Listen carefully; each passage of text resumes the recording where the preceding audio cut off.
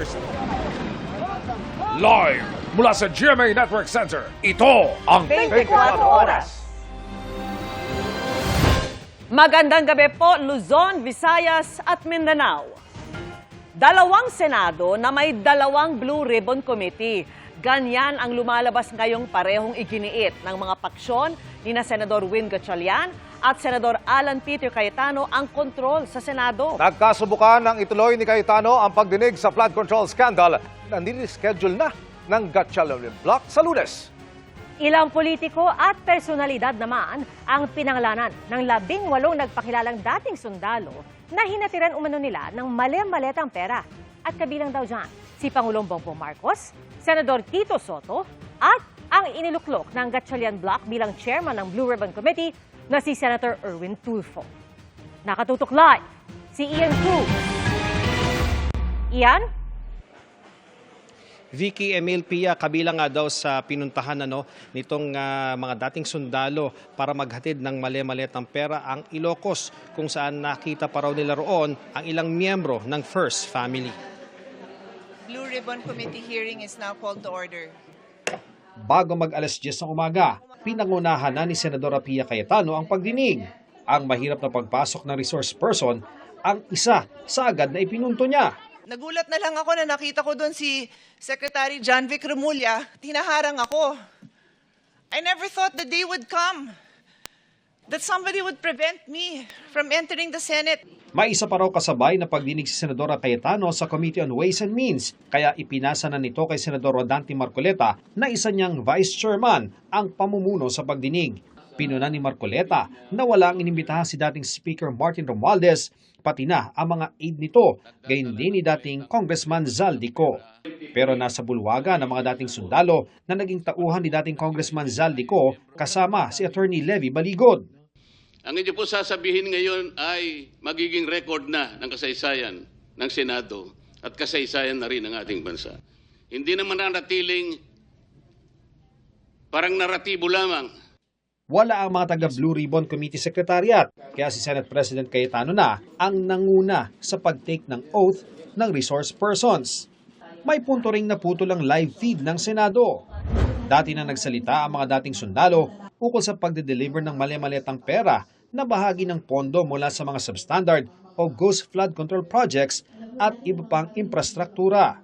Ang kanilang affidavit na isumite na rin nila sa Office of the Ombudsman. Nagbigay ng kopya sa komite si Attorney Baligod. Sa pagdinig ng paksyon ni Cayetano, sinabi ng mga dating sundalo na nagsimula ang pagde-deliver ng mali-maletang pera mula nang maupo bilang Appropriations Committee Chairman si dating Congressman Zaldico hanggang sa mawala ito sa poder. Ayon sa isa sa kanila, 3 hanggang 4 na beses kada linggo sila nagde-deliver ng maletang may pera na hindi bababa sa 20 maleta. Iba't iba raw ang sukat ng mga maleta. Gaano ba ang laman nung tinatawag niyong small? Yung small, Your Honor, is naglalaman po ng 20 to 25 million. Yung medium? Yung medium po is 40 to 50. Then yung large po, 50 to 70 po. Ilang personalidad ang nabanggit nilang tumanggap umano ng mali-maletang pera. Sir, si dating Speaker Martin Romualdez po. Meron po kaming video at saka mga pictures, Your Honor. Nakapaghatid pa raw sila sa Ilocos. Para kanino naman yung dinala ninyo? Ang narinig ko po nun, sir, para kay President Marcos, sir. Narinig mo lang. Baka naman baka naman hindi totoo yung... Kasi nandun ka ba nung i-deliver? Kami po kasi yung nagdala doon sa Delta Gate, sir. At si Sergeant Toby po ang kasama ni Boss Saldi na pumunta doon sa Ilocos. Si Senadora Amy Marcos sa kapatid ng Pangulo ang umusisa ukol sa delivery ng maleta sa Ilocos. May mga retrato pa ng eroplano. Yung nag-receive lang po kung sino po doon sa paway pong nag-receive po. Alam niyo yung address o yung bahay, kahit barangay lamang? Your Honor, hindi po kasi gabi po kami dumating ni Kong Saldi doon sa area po. Ani Tube, ang pinuntahan nilang bahay ay tabing tubig pero hindi niya tsak kung lawa ito o dagat. At doon ma'am sa letter U na bahay ma'am kasi nakikita ko po yung mga picture nung ni dating president po na si Marcos din po. May picture din po sila ng family din po. Then yung room po may mga, yung telepono po kasi may mga pangalan po ng mga anak niya at saka ni... So nakapasok pala kayo? Tinanong pa ng senadora kung may nakita ba silang opisyal sa Ilocos. Si Kong Sandro, then na-next po si President, din si First Lady po yung dumating nag-dinner po sila ni Kong Saldi. Binasa ni Senate President Alan Peter Cayetano na nakasaad sa affidavit ng mga dating sundalo na kasama sa nahatira ng maleta si Senador Tito Soto noong panahon ng kampanya noong 2024. Nagulat ako dito po sa letter E42, nakalagay dito, nag-deliver kay Senator Tito Soto. In-advise na kami ng team leader namin na mag-proceed na sa building ni Tito Soto sa Baclaran. So, after lunch, nandun na po kami. Inungkat din ni Cayetano kung bakit nakasama sa listahan si Senador Erwin Tulfo. Nakapag-deliver po ako doon kay Senator Erwin Tulfo ng 2 beses. Yung una po, 2 maleta, tapos yung pangalawa po, 6. Ano yung 2 maleta? Anong size? Maliit na po, small tsaka medium siguro. Maraming mambabatas din ang nabanggit na karamihan, mga prominenteng figura sa mga investigasyon ukol sa mga confidential funds si Vice President Sara Duterte, kabilang na si Bicol Saro Representative Terry Redon. Si Terry Redon, sir. Nakita ko, sir, yung sasakyan niya, BMW yun, sir. Terry Redon, yung congressman ngayon. Yes, sir. Ilang maleta naman ang binigay mo? Isang maliit din, sir. Dawit din daw, pati na mga miyembro ng Makabayan Bloc at si ML Party List Representative Leila de Lima. Kasama rin daw sa nahatira ng pera si Father Flavie Villanueva, na kilalang tumutulong sa pamilya ng biktima ng extrajudicial killings noong panahon ng war on drugs. Si Father Flavie ay hinatiran ko ng pera doon sa Mindanao Ab. Isang sobre yun, sir. Nakalkal din pati ang mga investigador mula sa International Criminal Court na dumating sa bansa na inasistihan din daw ng mga dating sundalo kasama ang isang aide ni dating Congressman Zaldico. May delivery rin daw kay dating DOJ USEC Jojo Cadiz noong December 2 at 5. Inalmahan naman ng mga dating sundalo ang binasang report ni Senate President Alan Peter Cayetano tungkol sa sinabi ni NBI Director Melvin Matibag na binayaran daw ni dating Congressman Mike Defensor ang mga dating sundalo ng 5 million pesos para sa kanilang pag-testify. Ang pamilya namin ngayon gutom. Bakit? Dahil sa ginawa namin. Totoo. Kasi itong ginawa namin hindi ito pang sarili, para sa bayan ito. Kaya huwag niyong sabihin na tumanggap kami ng 5 milyon. Pagpalit yung dignidad namin bilang isang dating sundalo. Hindi po totoo yun kasi ako po, nagkaroon po ng tumor yung kapatid ko. Actually, namatay po siya ngayon eh. Kanina, yung kapatid ko. Sorry po. Namatay po siya kanina. Ngayong araw na ito? Yes po.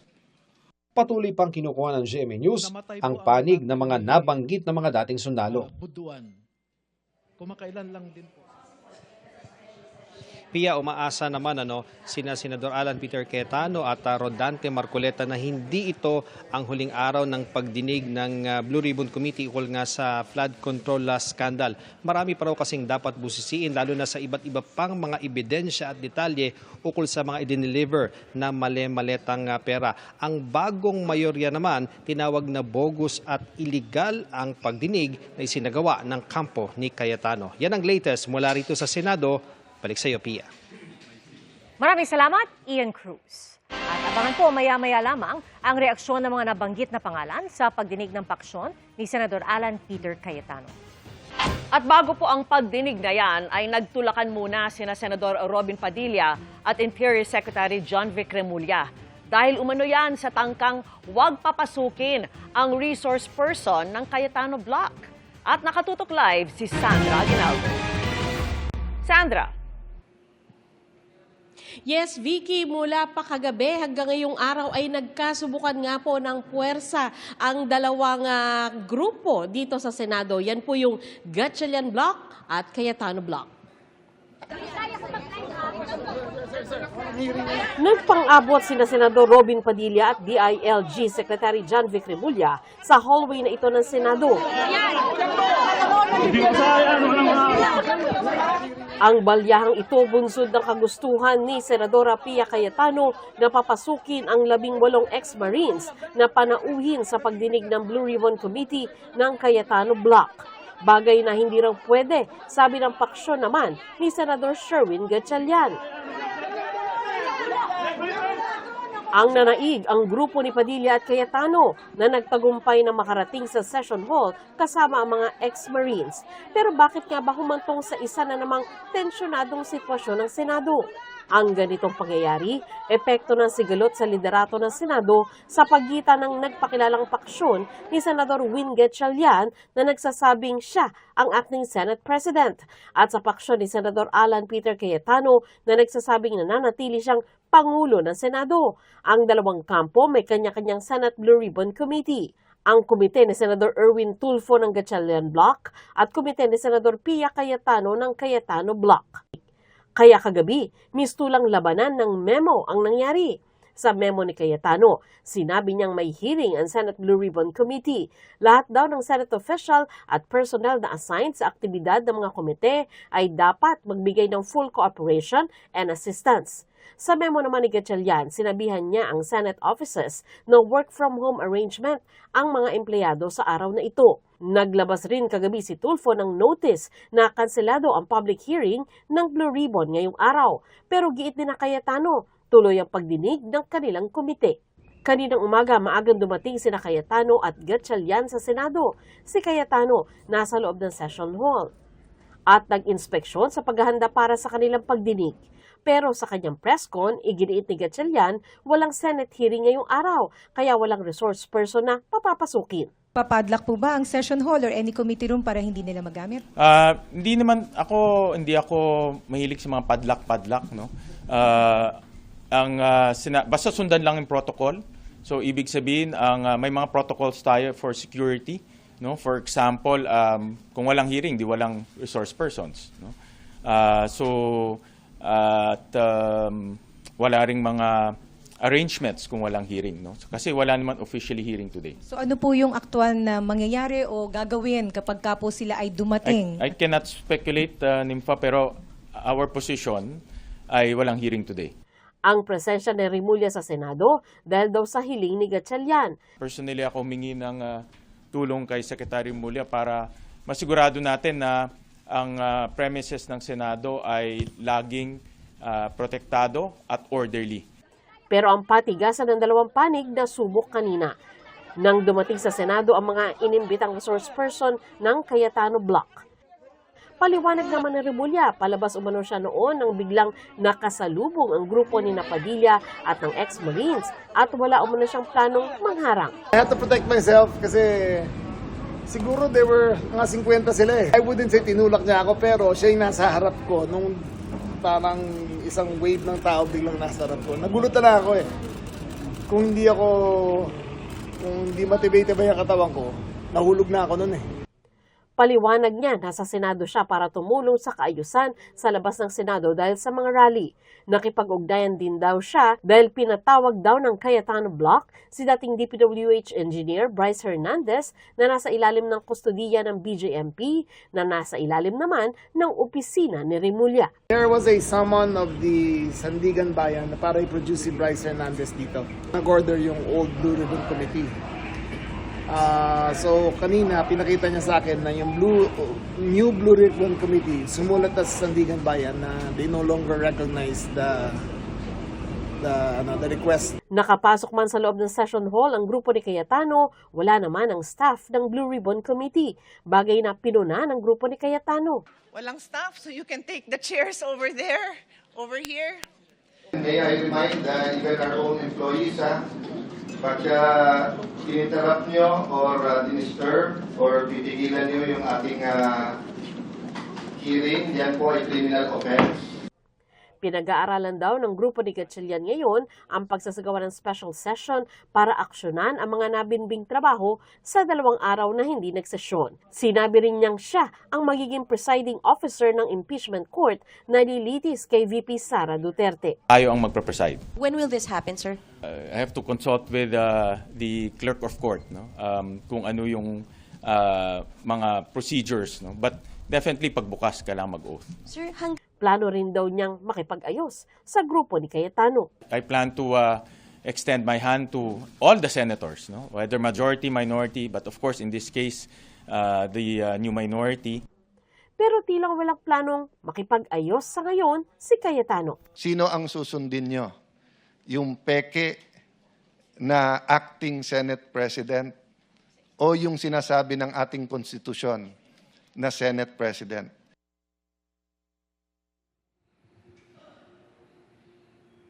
Vicky, maaasahan na hindi ito yung huli na magkakasubukan ng kapangyarihan ng dalawang grupo na ito, lalo na nagsabi yung grupo ni Cayetano na maaring magsagawa sila ng susunod pang hearing at yung kay Gatchalian naman, sila ay pinag-aaralan po nila kung sila ay magsasagawa ng special session. Vicky?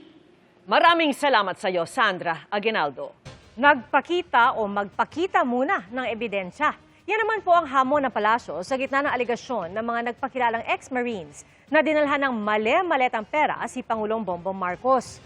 Nakatutok si Ivan Mayrina. Ang narinig ko po nun, sir, para kay President Marcos, sir. Sa ganitong paraan iniugnay ni Johnny Buduan si Pangulong Bongbong Marcos sa 5 maleta ng perang dinala umano niya at mga kasama sa isang bahay sa Paway, Ilocos Norte.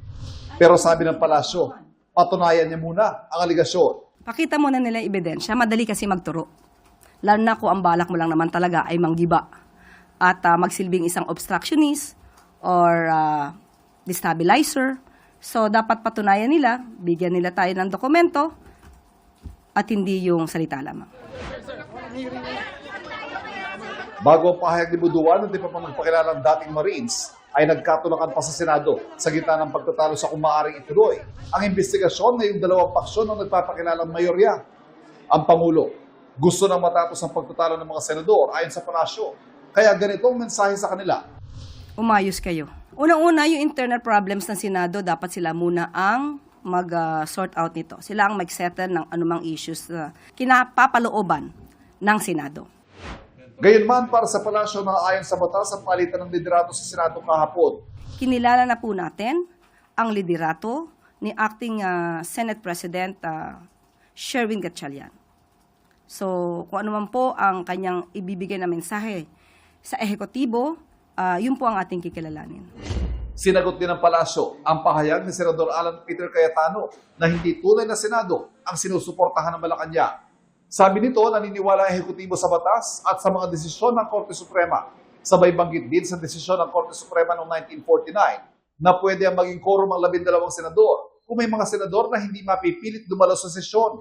Yan din ang ginawang aksyon ni dating Senate President Franklin Drilon na nagdeklara siya noong 2015 ng quorum ng 12 at nandoon sina Senator Alan at Senator Pia Cayetano. Wala naman naging pagtutol dito, wala naman naging ginawang aksyon na sinampa sa Korte Suprema. So yan ang nasusunod na jurisprudence ngayon. Pinabulaan din ng Malacanang ang aligasyon ni Senador Alan Peter Cayetano na may mga miyembro ng gabinete na nangakong hindi kakasuhan si Senador Jigo Estrada kung babaliktad siya ng alyansa. Wala rin anyang utos ang palasyo na pigilan ang pagpasok ng sino man sa Senado, gaya ng aligasyon ng ilang senador nang pumunta roon si Department of Interior and Local Government o DILG Secretary John Vic Remulla. Ang nais ng Pangulo, magbalik trabaho na ang Senado at handa raw siya magpatawag ng special session ngayong naka-adjourn ang sesyon. Inclined ang Presidente na to give in to this official request for the special session. Bakit? Kasi kung marami maaantala dahil sa mga nangyayaring ganitong kaganapan, hindi po nais ng Pangulo na magkaroon ng pag-antala sa trabaho ng Senado. Ivan Mayrina, nakatutok, 24 oras. Patagal ng patay ang umano'y tauhan ni Senador Tito Soto na inakasahang tumanggap ng pera para sa kanya. Tugon niya ni Soto sa tinawag niyang bogus investigation in aid of destabilization, kung saan Humarap ang ilang inutusan umano ni Zaldico na mag-deliver ng pera sa iba't ibang personalidad. Ayon kay Soto, ang nabanggit na pangalang Mark na umano'y executive assistant niya na tumanggap ng pera noong pang 2015 pumanaw. Iginit niya ring hindi siya senador mula taong 2022 hanggang 2025, mga taon kung kailan umano binadgetan ang mga flood control project na pinag-uusapan. Pumalag din si Senador Erwin Tulfo sa alegasyon naman sa kanya ng isang Bernard Gumban na kasinungalingan, kaya kahit si Gumban ay nalilito. Partikular niyang pinuna ang paiba-iba umunong bilang ng maleta at halagang laman ito na binanggit ni Gumban. Pinuna rin ni Tulfo ang pagpili lamang ng mga binanggit kahit marami umunong nasa unang affidavit. Ang ibang binanggit kanina, wala umano sa unang affidavit. Hamon pa ni Tulfo, magkita-kita na lamang sa lehitimong Blue Ribbon Committee hearing. Itinangga rin ni dating Senador Antonio Trillanes IV ang aligasyon ng mga nagpakilalang dating Marines. Pagdidiin ni Trillanes, hindi siya tumanggap ng pera mula sa dating mambabatas na si Zaldico para ibigay sa International Criminal Court o ICC o sa anumang rason. Dati na rin anyang sinabi ng ICC na hindi sila tumanggap ng pera kanino man kaugnay na mga kaso dito sa Pilipinas. At dahil sa bagong paratang, muling maghahain ng kaso si Trillanes. Naghain ng reklamong cyber libel sa Justice Department si Iloilo Representative Julian Baronda laban sa 18 nagpakilalang ex-Marines at sa kanilang abogado na si Attorney Levy Baligod. Dahil po yan sa pagsama ng grupo kay Baronda sa listahan ng mga umano'y nakatanggap ng mali-maletang pera mula kay dating Congressman Zaldico. Ayon sa abogado ni Baronda, walang katotohanan ang kanilang mga pahayag. Sabi pa ng kampo ng mambabatas, ang karapatan sa malayang pamamahayag ay hindi sumasaklaw sa anila'y sadyang paglikha ng mga gawa-gawang aligasyon na ang tanging layunin ay sirain ang reputasyon ng iba, iligaw ang publiko, at pahinain ang tiwala sa public institution. Sinusubukan po naming puna na pahayag ang mga dating sundalo at si Attorney Baligod. Sa ibang balita, opisyal nang idineklara ng Pag-asa ang tag-ulan. Bago niyan, binayo ng malakas na hangin at ulan ang malaking bahagi ng Mindanao. Nakatutok si Gino Gaston.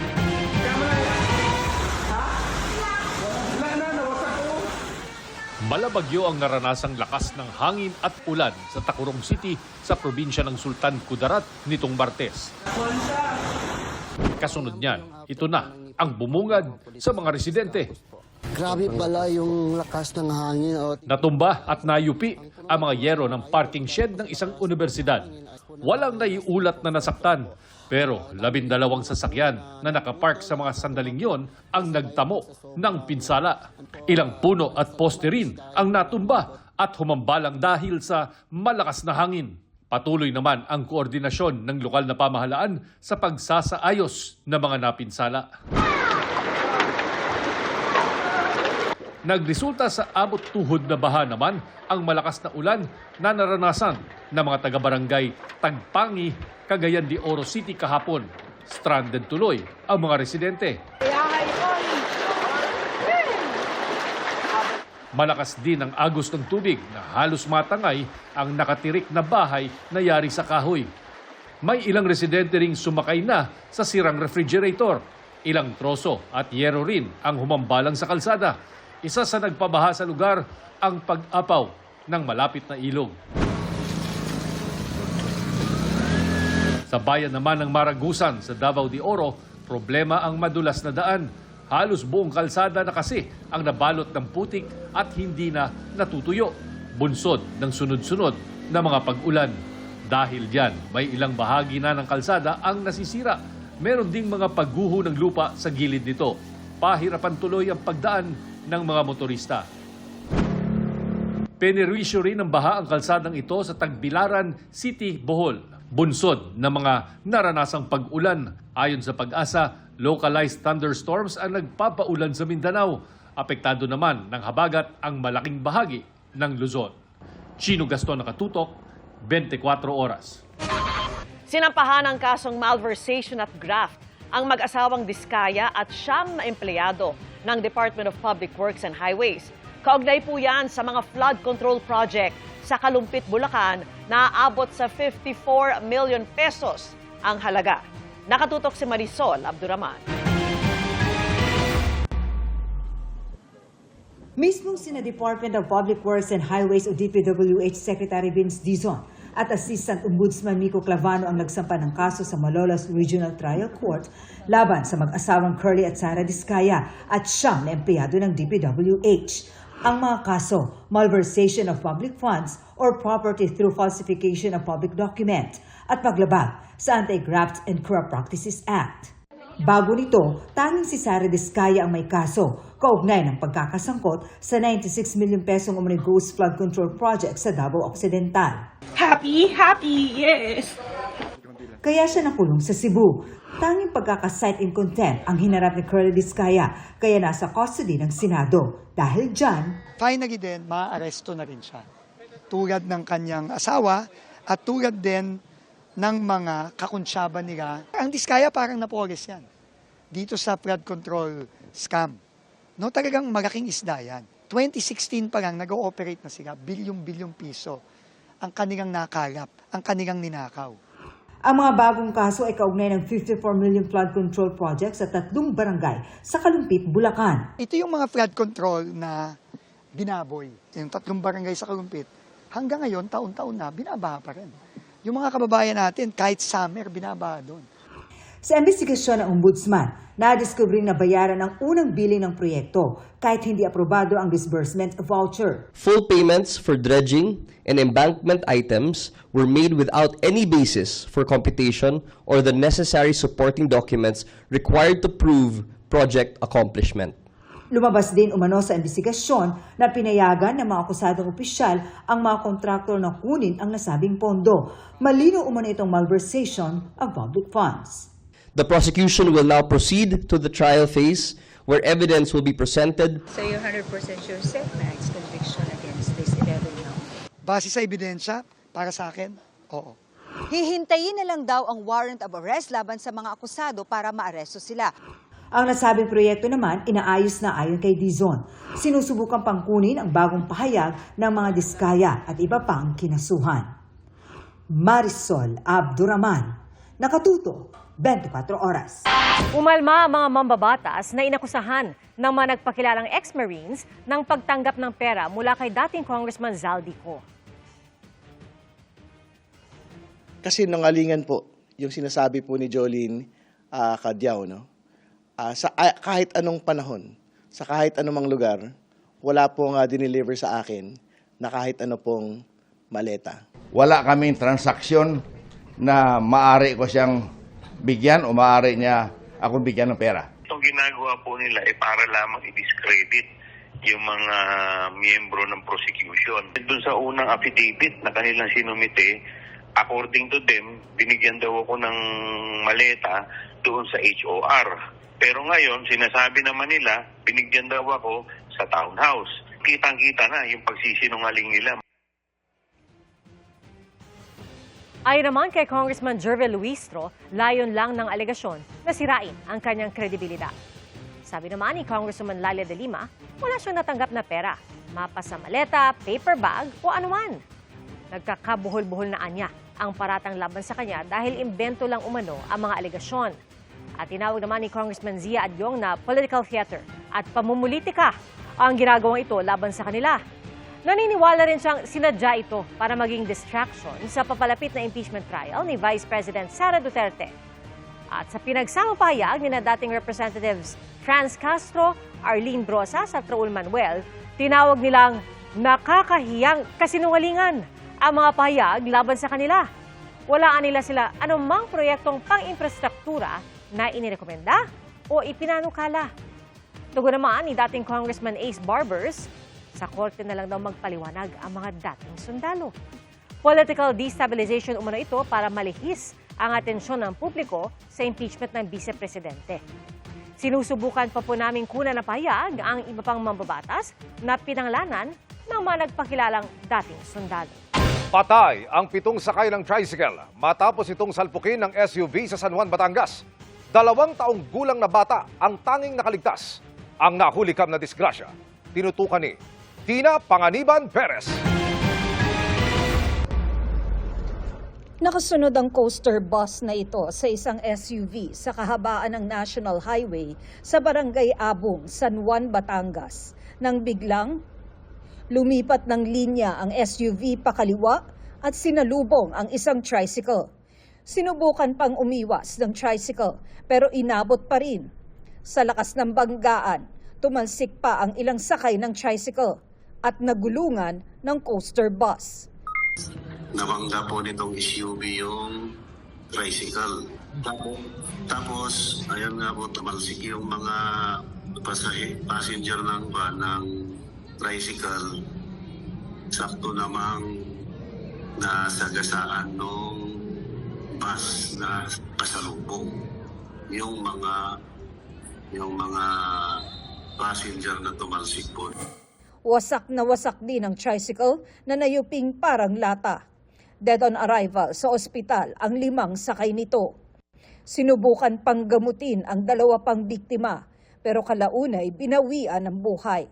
Patuloy namang nagpapagaling sa ospital ang 2 taong gulang na bata na nag-iisang nakaligtas. Hawak na ng mga otoridad ang babaeng driver ng SUV at mahaharap sa asunto. Kakasuhan din ang driver ng coaster bus. Sinusubukan pa namin makuha ang kanilang panig. Tina Panganiban Perez, Nakatutok, 24 Oras. Tinawag ni Senador Rodante Marcoleta na bayaran ang karamihan sa media, bagay na pinalagan ng media na nagko-cover sa Senado. Humambyo kalaunan si Marcoleta at humingi ng dispensa. Nakatutok si Mark Salazar. Kayo pong mga participants sa media, nakaramihan po sa inyo ay bayaran. Tahasang inakusahan ni Senador Rodante Marcoleta ang mga miyembro ng media sa pagdinig ng paksyon ni Senator Alan Peter Cayetano kaugnay sa issue at kontrobersya ng flood control.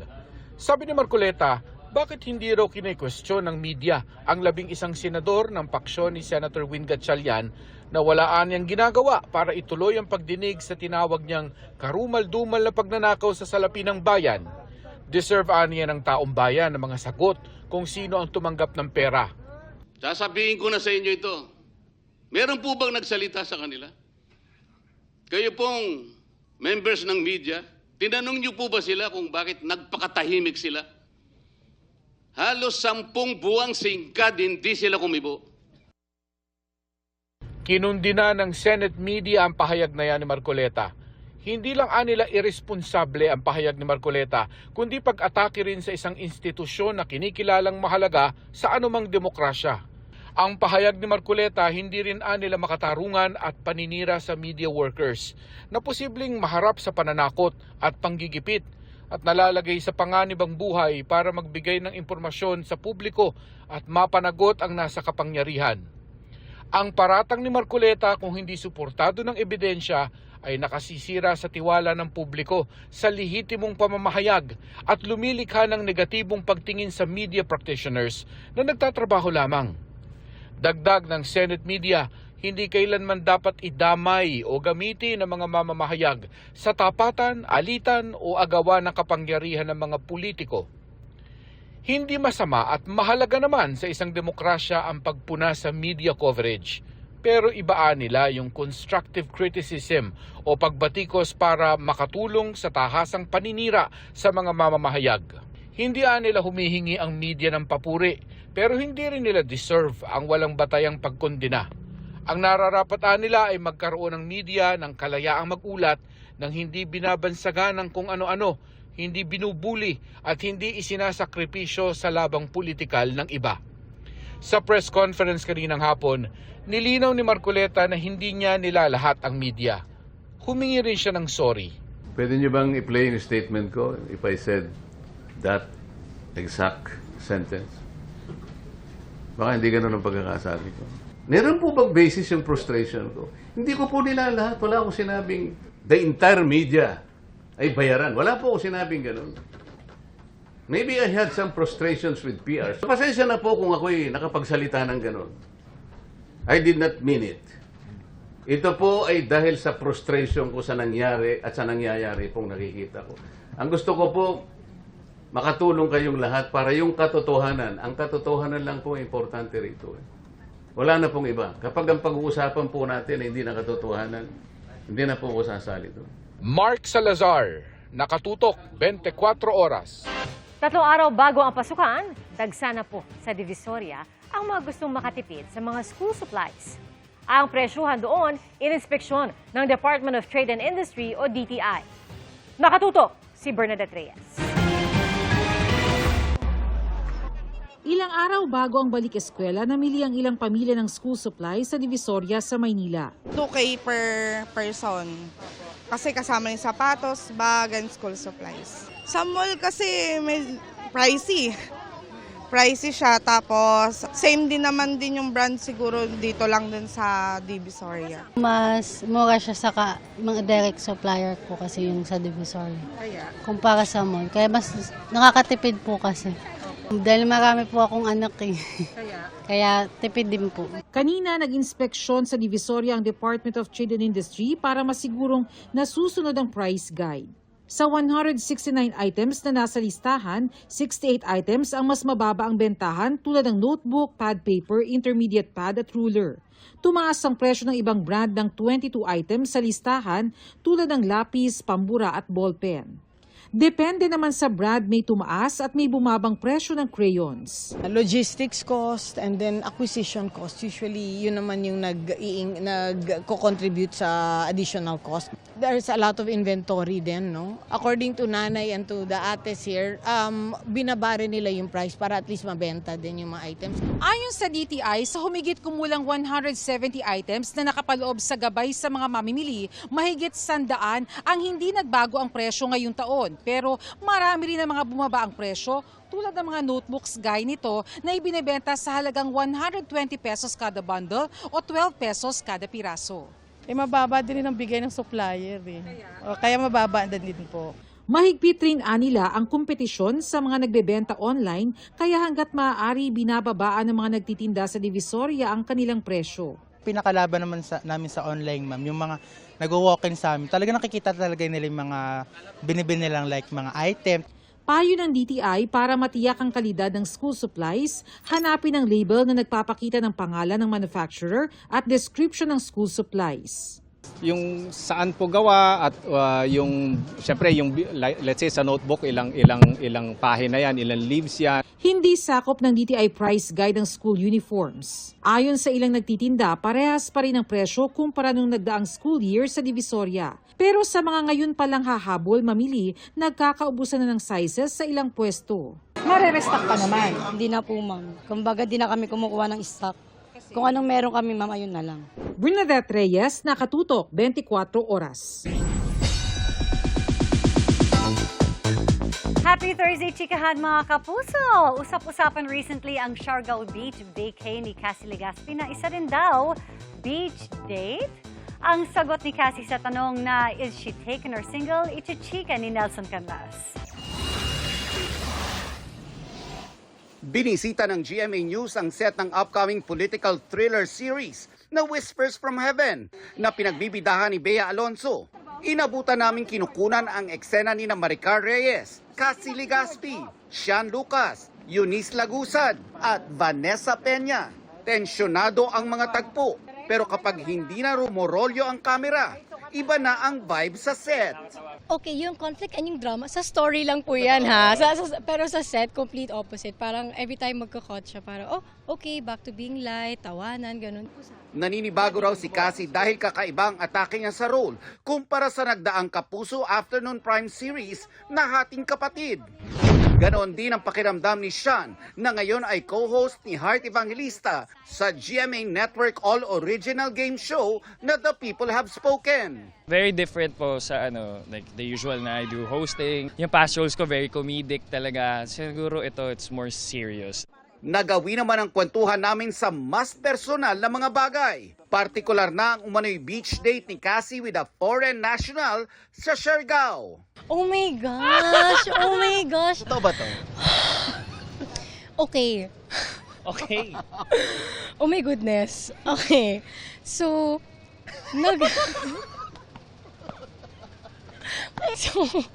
nag-Siargao ako with friends. And, ako lang yung first timer sa Siargao, punta ka sa Malinaw Bridge. Ano yan? Basta a fun bridge yan with a skateboard and all. Sabi ko, okay, sure, game. I'm willing to hit all the tourist spots sa Siargao because again, I love Siargao. So, sabi ko, ano gagawin natin dito? Skateboard tayo. Okay, ikaw muna. So, my friend skateboarded first. Ako sabi ko, sige, upo muna ako. And my friend sat beside me and I didn't know na picturean and na videoan kami. And then eventually it was blown out of proportion na jowa ko siya or something. And honestly, we just laughed about it kasi he's just my friend. But you're single now? Yes. Naniniwala ko. I believe her. I believe her. Yes. Yes. Mukha naman. Let's ask the people. Oo nga, let's ask the people. Totoo ba? Totoo ba? Thank you. Yes. Nelson Canlas updated sa Showbiz Happenings. Pekeng Senate President na sinusuportahan ng Malacanang. Ganyan inilarawan ni Senador Alan Peter Cayetano si Senador Win Gatchalian. At nakatutok live si Maris Umali. Maris! Vicky, nanindigan si Senador Alan Peter Cayetano na siya pa rin ang lehitimong Senate President o pinuno ng Senado sabay sabing hindi siya kapituko sa posisyon. 3 libro raw ang kanyang sinasandalan. Ang Rules of the Senate, ang Saligang Batas at ang Biblia.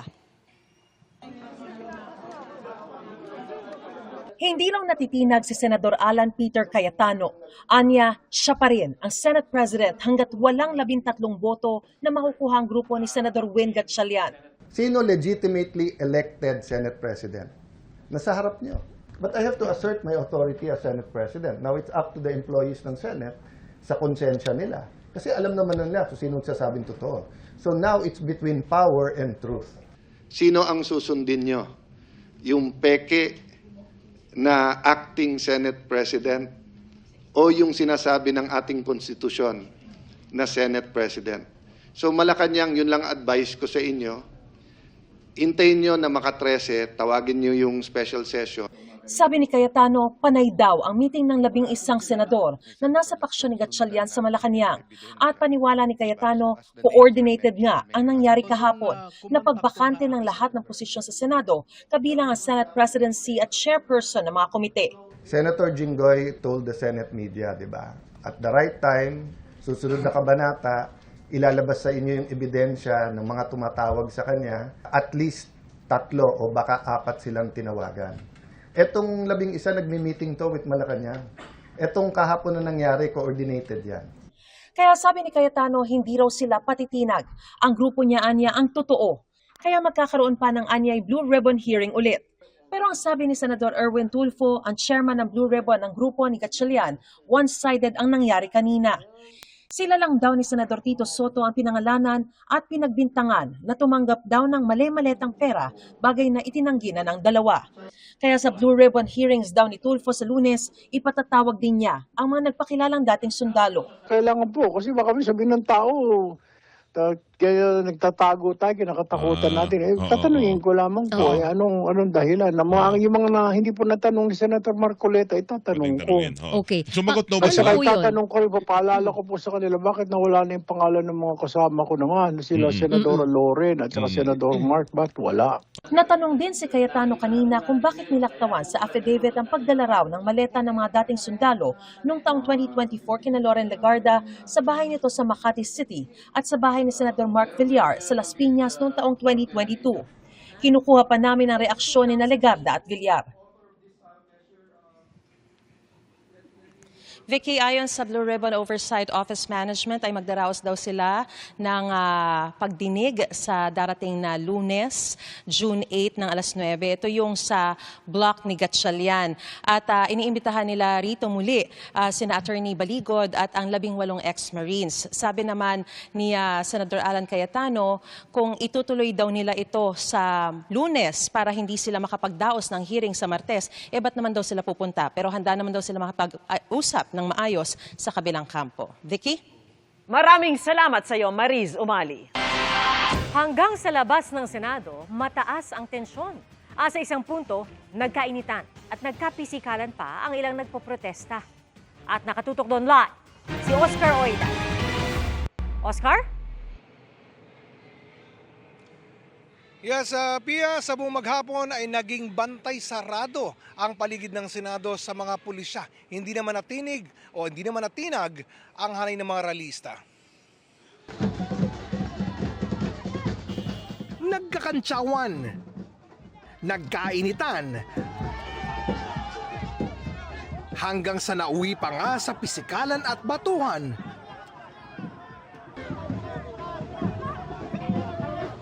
Ang pagkukrus ng landas ng mga grupong nagrally sa harap ng Senado kanina. Saglit lang ang naging tensyon at agad din silang naawat ng kani-kanilang mga kasamahan. Sa buong maghapon, nagsagawa ng programa ang mga Duterte supporter. Pati ang grupong nagpahayag ng pagkontra sa pamumuno ni Senate President Cayetano. Di sila natinag kahit pa may mga pagkakataong naging masungit ang panahon. Tinatapatan naman ito ng mahigpit na pagbabantay ng mga tauhan ng Philippine National Police. Kanina, may convoy ng mga motorsiklo na sinubukang makalusot sa hanay ng mga pulis na nagbabantay, pero bigo silang makapasok. Maging mga miyembro ng media at ilan umanong mga empleyado, di basta-basta makapasok sa front gate kahit pa umunoy sila'y nasa listahan. Maging si Mike Defensor na nagsabing bisita siya ni Senator Marcoleta ay nakaharang din. Kalaunay, pinayagan di makapasok pero hindi ang kanyang mga kasama. Pasado alas 3 ng hapon nang sadyain ni Senator Rodante Marcoleta ang kanilang mga supporters dito sa labas ng Senado.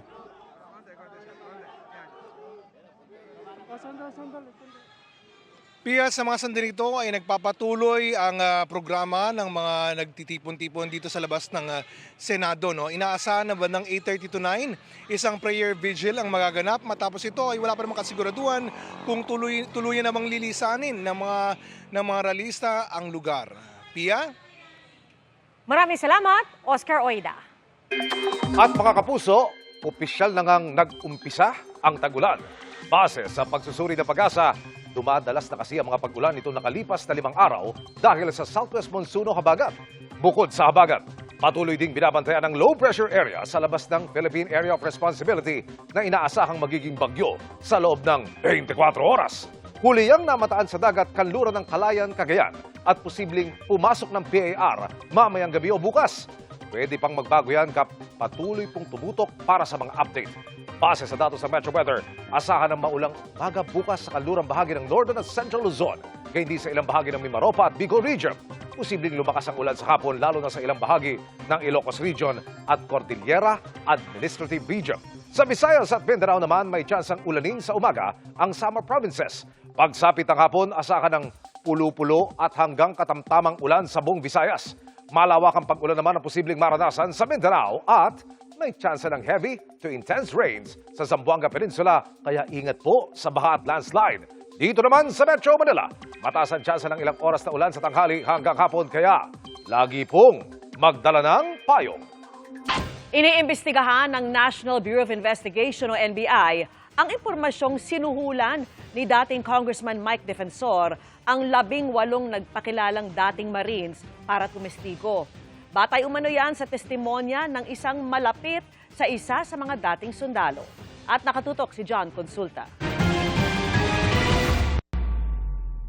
Mayo pa umano kuha ang videong ito ng personal pumunta sa headquarters ng National Bureau of Investigation o NBI ang isang kasama sa bahay ng isa sa 18 nagpakilalang dating Marines. Sa kanyang umanong testimonya na bahagi ng investigasyon ngayon sa mga dating Marines, inakusahan si dating Congressman Mike Defensor ng pag-alok umano ng pera. Si dating Congressman Mike Defensor na siya yung nag-offer ng halaga ng 5 million para maging testigo nga, lumabas, mag-press conference. Yung anak ng 18 Marines ay kanyang kapartner. Magkakasama sila sa bahay, kaya medyo may credibility yung testimonya nito. May nauna na rin umano itong 4 na pahinang statement noong April 28 na nagsasaad na pinangakuan ng tig 5 milyong piso ang 18 kung tetestigo silang pinag-deliver sila ng pera ni Zaldico. Hindi namin to nilalabas noon dahil pinapalalim pa namin yung investigasyon at bumalik pa siya para magkaroon ng statement ulit noong May 6. May 6 naman na magsumite ang umano'y kaanak ng 2 pahinang pirmadong supplemental affidavit na naglilinaw na 350,000 na paunang bayad muna ang natanggap ng ama ng kanyang kinakasama. Pirmado, recorded yung statement nitong individual na ito. Initially, parang 700,000, tapos parang in tranches babayaran siya. Yun nga yung gusto naming linawin. Kung totoo talaga yung statement nitong individual na to. Lumabas din umano sa monitoring ng NBI Cybercrime Division na nagtangkang mag-recruit ng iba pang dating security Rizaldico pero inaalam pa nila kung may kapalit din itong pera. Pinusumpina na ang naturang miyembro ng 18 Marines, gayon din si Defensor.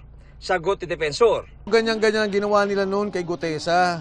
No, sinabi nila, pinapirma nila na kami daw ni Marcoleta nag-offer ng pera para magsalita ng ganun. Ang alegasyon ng NBI, binasa ni Senator Alan Peter Cayetano sa investigasyon nila sa flood control scandal. Hindi tiyak kung sino sa mga umano'y ex-Marines ang kaanak ng testigo ng NBI, pero umalma ang ilan sa kanila. Huwag niyong sabihin na tumanggap kami ng 5 milyon. Pagpalit yung dignidad namin bilang isang dating sundalo. Kung may pera po ako, naipagumot ko na po yun. Kaya ipinatatawag ni Cayetano ang direktor ng NBI. May I invite with the permission of the chairman, Director Matibag, total mahilig kayong NBI pumunta dito sa Senado na walang imbitasyon. Ngayon kayong pumunta ka dito under oath at pagkakataon mo ngayon makaharap si Congressman Mike Defensor at yung 18. Hintayin ko yung official na subpoena galing sa proper Blue Ribbon Committee. Pag pinatawag kami, we have the complete question and answer nung 18, we will present it. John Consulta, nakatutok, 24 oras.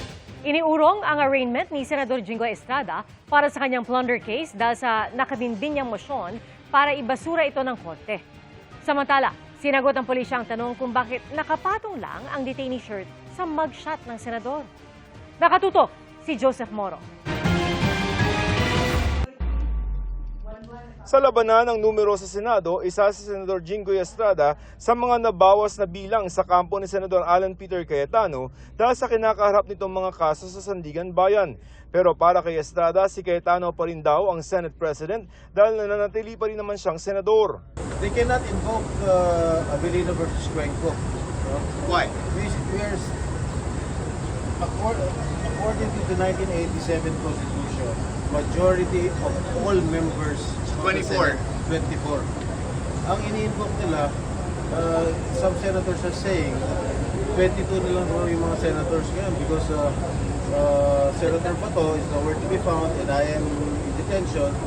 That is incorrect. Kung 22 senators lang, yung dalawang senador, ako at si Senator Bato, we did not resign.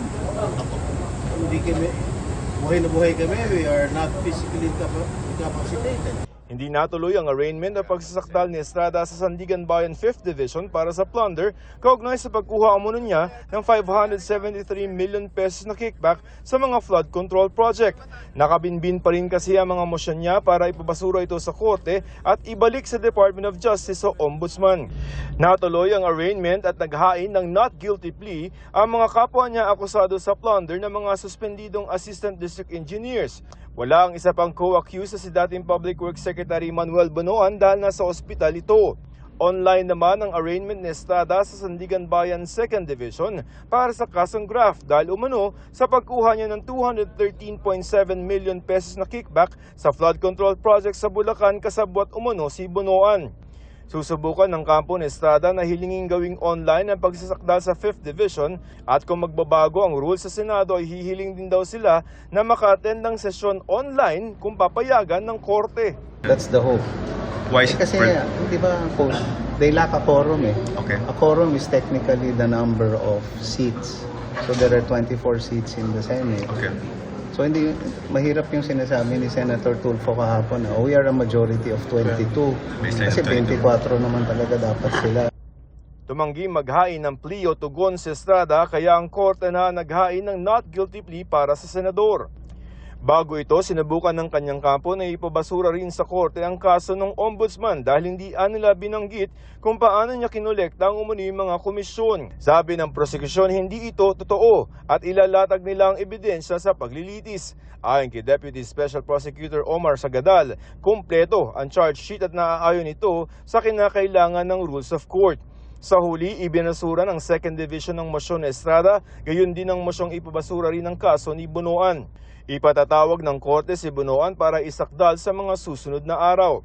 Sa dalawang kaso na nandito sa Sandigan Bayan laban kay Senador Jingo Estrada, ang kasong graft sa 2nd Division ng unang gugulong, 35 o 35 na mga testigong inasang ipipresenta ng prosekusyon, samantalang 5 testigo naman ang ipipresenta ng kampo ni Estrada. Ayon kay Presiding Justice Geraldine Econg, inaasahan niya magiging mabilis lamang ang magiging pagdinig.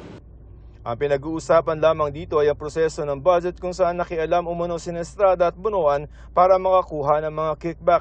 Sa July 1 ang pre-trial conference para pag-usapan ang magiging takbo ng pagdinig. Samantala, ipiniliwanag naman ng PNP-CIDG kung bakit pinatong lamang ang detainee shirt ni Estrada sa mga mugshot na ito na nakablur ng opisyal na ilabas ng PNP. Walang magkasya na damit sa kanya. We have lahat na ng damit na available sa amin.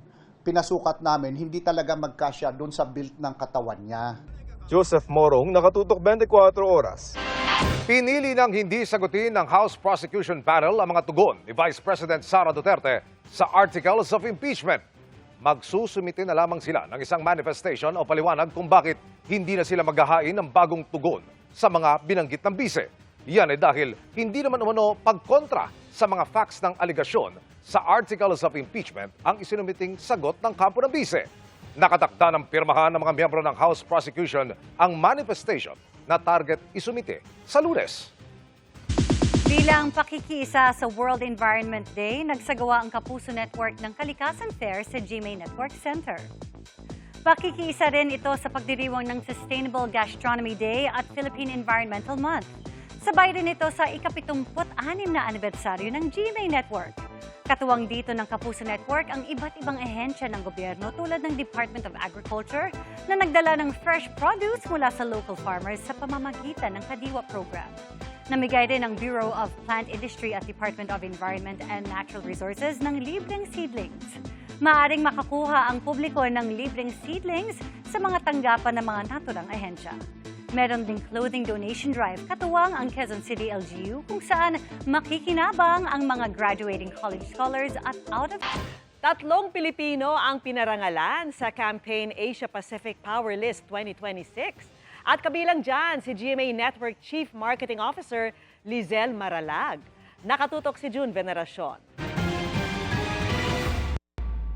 Sa gitna ng iba't ibang hamon sa industriya, 50 marketing leaders mula sa Asia Pacific ang kinilala dahil sa natatangi nilang pamumuno. Kabilang dyan, ang Chief Marketing Officer at Head ng Sales and Marketing Group ng GMA Network na si Lizel G. Maralag. Isa si Maralag sa top 50 marketers ng campaign Asia Pacific Power List 2026. Kinikilala bilang media icon. Pinangunahan ni Maralag ang pagbabago ng nangungunang broadcasting company ng bansa para maging commercially thriving multi-platform powerhouse. Si Maralag ang responsable sa pagpapalago sa revenue at marketing innovation sa lahat ng media platforms ng Kapuso Network, kabilang ang broadcast stations ng GMA, Philippine-based at international channels, at iba pang non-broadcast platforms.